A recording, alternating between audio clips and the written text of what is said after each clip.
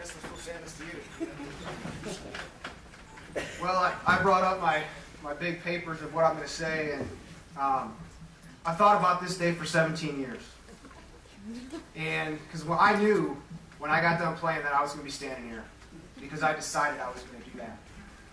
And first of all, I didn't think I'd be nervous either.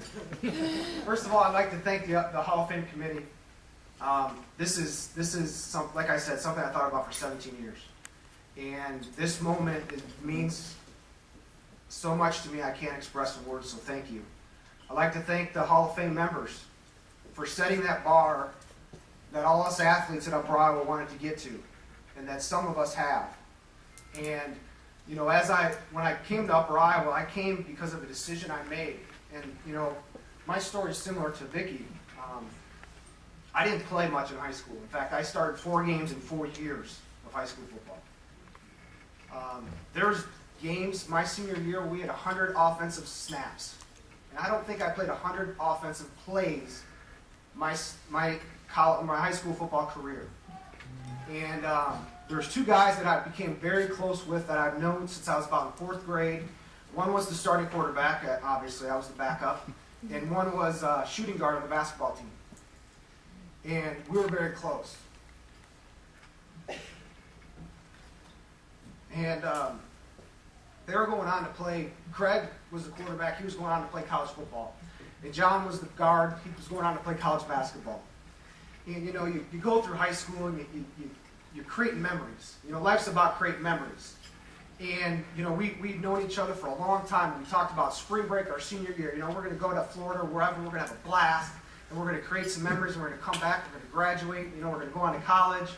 And that day in 1989, John and Craig walking down the street in Florida, and they were hit by a drunk driver and killed, just like that.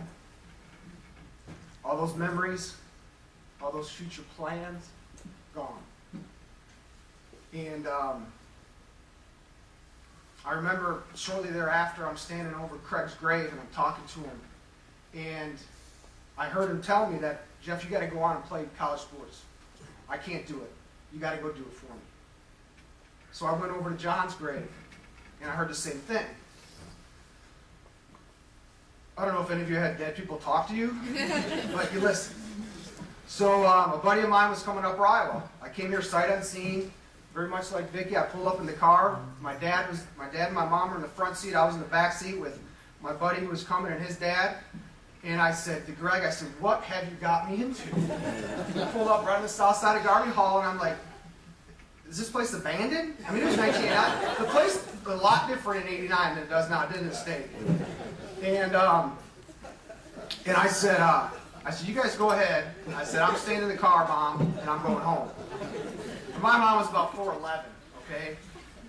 And she tried to look over the seat at me and said, Jeffrey, you might be staying in this car, but you're not coming home. So I got out of the car, and that first kid I met had 12 people in his graduating class. 12. And I grew up in Metro Detroit. We had, I don't know, 400 or 500 people in our graduating class. There was 12 people in the bathroom every time I went to the bathroom. And this kid had 12, and I'm like, what am I doing here? And Stank was coaching that year, and I got an opportunity to start 5 games my freshman year, and we were awful. We were bad. We were 0-10, and we just weren't very good, you know. We didn't have that core group of people that could lead. And that winter, Paul Rudolph shows up. It looked like he was a player. I mean, 20-some years old, and I was like, who is this guy, you know? And I remember we're in the weight room, we're working out, and he comes up to me, he goes, "You're Roth, right?" I go, "Yeah." He goes, "You're the quarterback." I go, "Yeah." He goes, "You're going to have to get better." And I said, all right. All right, you know, so later on that day, he sat down with me and we're talking. He goes, "What are your goals? What do you want to accomplish? What do you want?" And I said, "I want to be the best player that ever played at Upper Iowa." I said, "That's my goal." Now, I don't know if I've done that or not, but I sure worked my butt off trying to do it.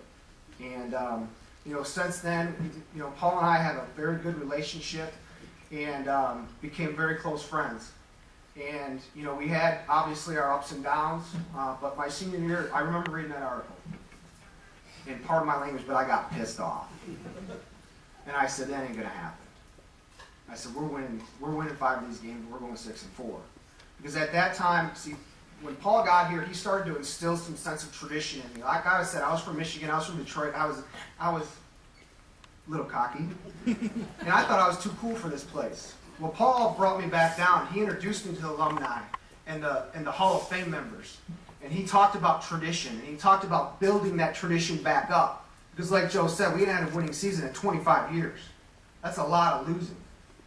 And as I learned about that, I started to get excited. And I wanted to win, not for me, but for Upper Iowa University, and for the Hall of Fame members, and for the Hall of Fame committee.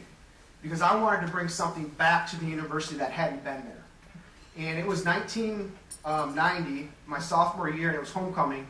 And I had a way of coming up here to the cafeteria after football games and getting some pineapple juice or fruit juice or whatever we needed that night for the particular party we were going to.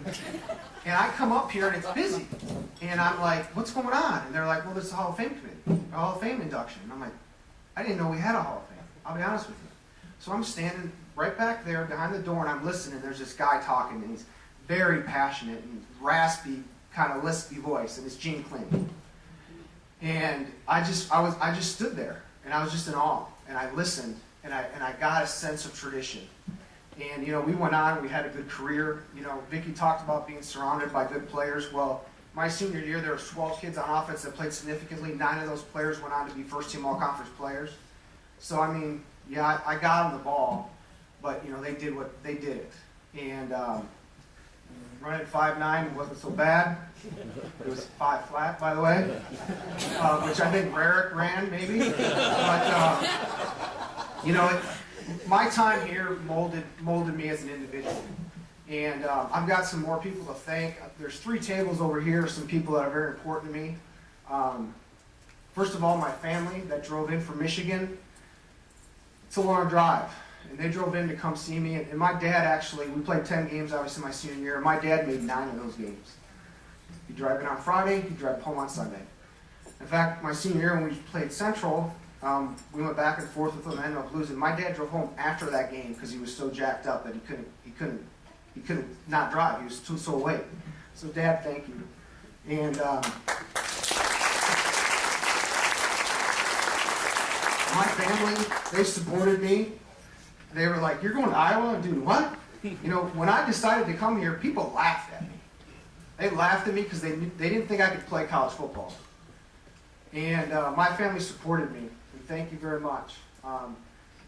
The other 2 tables are a group of my friends that I have the absolute best group of friends that a guy could ask for. You know, they say that your good friends will bail you out of jail, but your best friends are sitting next to you. They're all sitting next to me, even the pregnant one. She'd be sitting right there. In fact, she might be the reason why we're there. But I'd also like to thank someone who I don't know how many years ago it was, but I was you know, your life's up and down, and I was at a pretty low point in my life, and I had made some bad choices, and this person looked me in the eye, and she said, "I believe in you."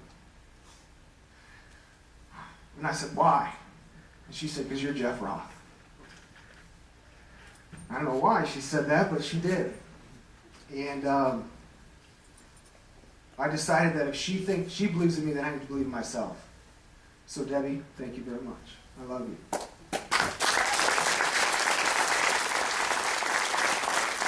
Now, in closing, I'd like to just say that, you know, this place is magical in my opinion. When I come back here, I just get goosebumps. And I came back about a month ago and just walked around and visited with people, and it was a lot of fun. And I didn't want to go home because it's a magical place. And I came here because of a decision. And then I made another decision to win at football at Upper Iowa. And not too long ago, I made a decision to win at life. And I made a decision, I set goals that most people can't think about.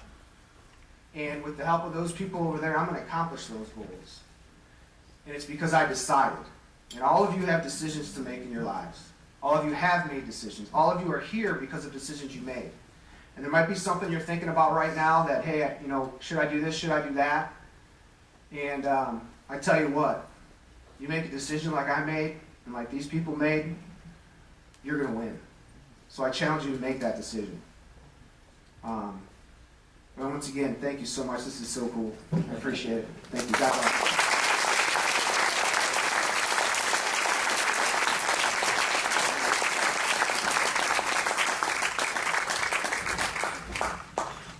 Once again, Bill Broska, everybody is going to recognize the Hall of Fame committee members.